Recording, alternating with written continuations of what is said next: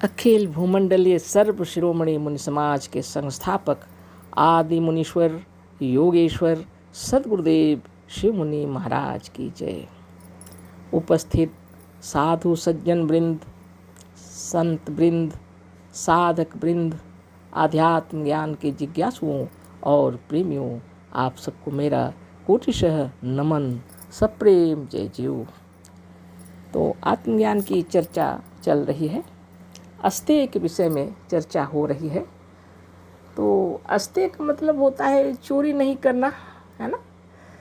तो दौलत की चोरी को पता है सभी को, सभी समझते हैं जो दौलत मतलब खाना पीना अच्छा होना चाहिए, घर द्वार जमीन जायदाद गाड़ी मोटर हेलीकॉप्टर चाहे कुछ भी हो, है ना। मेरे कहने का मतलब भौतिक सुख समृद्धि, इसको ही दौलत समझते हैं बहुत लोग, ज़्यादा से ज़्यादा लोग समझते हैं। लेकिन योगियों मुनियों और संतों के विचार कुछ अभिन्न होते हैं, है ना। जिस दौलत के लिए दुनिया युद्ध कर रही है और ऋषि मुनि योगीजन ऐसी दौलत को तिरस्कृत कर देते हैं, है ना। बड़ी विचित्र बात है। ऋषियों मुनियों योगियों के लिए दौलत की महिमा कुछ अलग है, भिन्न प्रकार की होती है और सबकी अलग है, अलग अलग है। दौलत रहते हुए भी लोग दौलत का उपयोग भी नहीं कर पाते हैं और दौलत न रहते हुए भी सज्जन लोग बहुतों का दिल शांत कर देते हैं, है ना। तो पहली बात तो ये है कि चोरी तो दौलत की करते हैं ऐसी बात नहीं है। तो हमारे सद्गुरु जो बता रहे हैं, जो अपने स्वरूप से हट गए होते हैं, जो अपने स्वरूप को नहीं जानते हैं, सारे कुकर्म वहीं से आरंभ हो जाते हैं और जैसे जैसे वो स्वरूपस्थ होते चले जाएंगे वैसे वैसे सारे अवगुण भी दूर हो जाएंगे। जितने कार्य हो रहे हैं अज्ञान रूपी अंधकार में हो रहे हैं, भ्रम से हो रहे हैं। ज्ञानी ऐसे कार्य नहीं करते, है ना। ज्ञान को समझना पड़ेगा और हमारे सद्गुरु बता रहे हैं, कल हम लोग जो चर्चा कर रहे थे उस पर थोड़ा थोड़ा कर देते हैं अभी भी, है ना। तो भूला हुआ शेर, है ना। तो शेर क्या है, ये आत्मदेव अगर भूले हुए हैं, ये जो सच्चिदानंद है अगर खुद को भूले हुए हैं तो क्या करते हैं, भक्त सेवक बनते हैं, भगवान को बाहर में समझते हैं, बाहर में उसकी पूजा अर्चना करने लगते हैं और सब अपना सर्वस्व लुटा देते हैं, लेकिन फिर भी वह नहीं मिलते। और जो दौलत के पीछे भागते हैं वो दौलत को लेने के लिए अनेक प्रकार के धोखाधड़ी छल प्रपंच कपट में उतर आते हैं, लेकिन फिर भी उन्हें भी वह दौलत भी मिलता कहाँ, है ना। जिसकी खोज में वो इतने तड़पते हैं, दौलत का भंडार हो जाए लेकिन अगर तबीयत खराब हो जाए, मन में अगर अशांति हो, है ना, तो अब भ्रमित हो जाना पड़ता है यह दौलत। तो गुरुदेव क्या बोल रहे हैं, भूला हुआ शेर, हाँ थोड़ा थोड़ा ऐसा ना हो कि उसी को हम यहाँ पढ़ाते रह जाएं, है ना। बन कर के भक्त सेवक क्या आपने है पाया, जो ब्रह्म ज्ञान धन था उसको भी सब गंवाया। एक तो भक्त सेवक बन गए भगवान की खोज में, सच्चिदानंद अंदर अपना स्वयं ब्रह्म है, सच्चित आनंद है, आनंद का भंडार है। अज्ञानवश अपने को नहीं समझने के कारण भगवान बाहर में ढूंढ रहे हैं।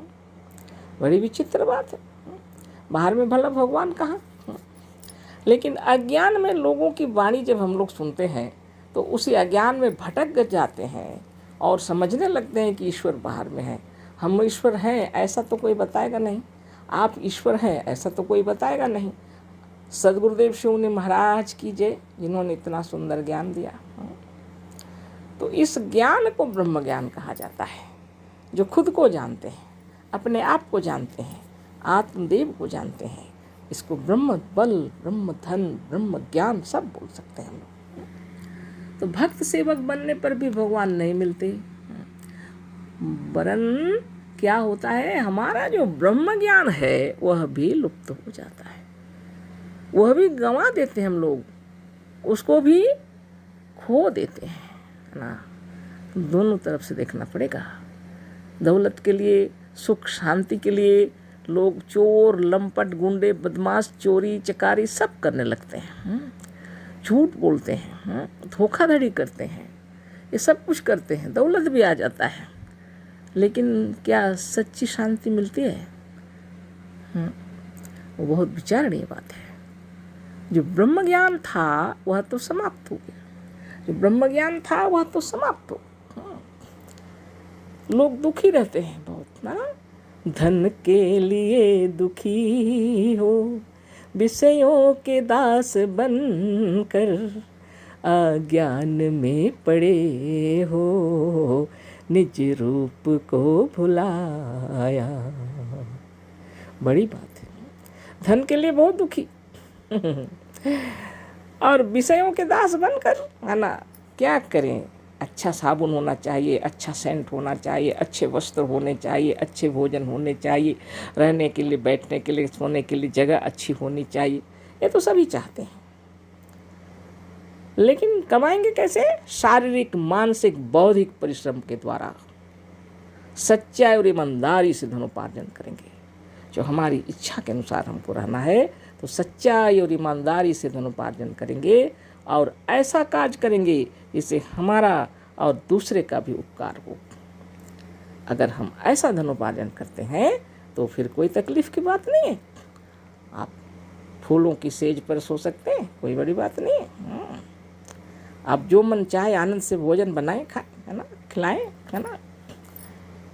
अब ये भी बहुत बड़ी बात है, धन के लिए दुखी हो, विषयों के दास बनकर, अज्ञान में पड़े हो, निज रूप को भुलाया।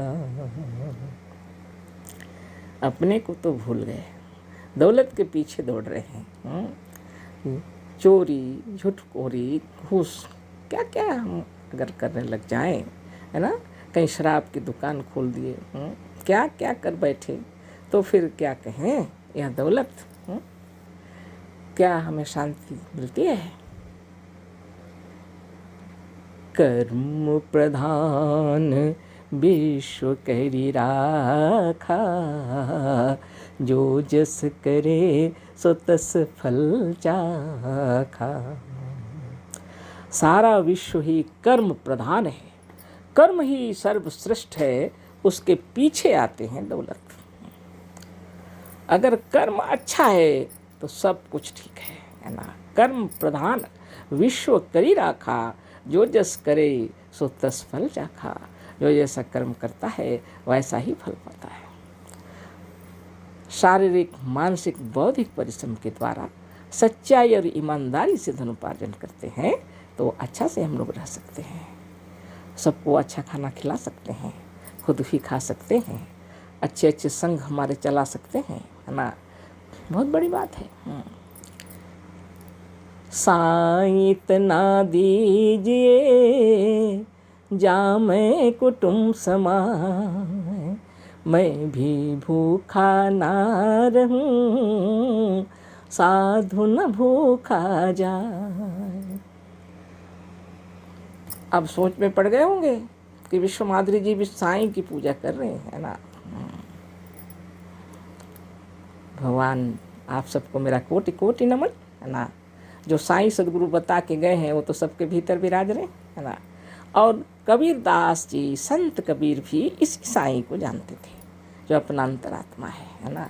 अपने साईं से कह रहे हैं, अपने आप से कह रहे हैं, अपने खुद से ही कह रहे हैं कि हमको इतना दौलत चाहिए, है ना।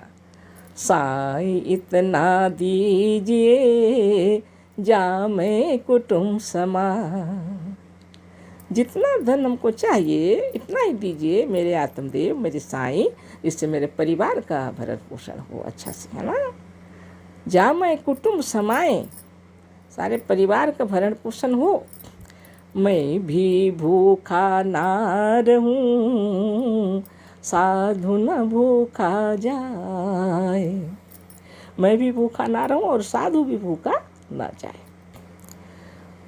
तो तत्वों की बात है इसमें। बहुत से लोगों के पास दौलत है, लेकिन हृदय में इतना कंजूसी।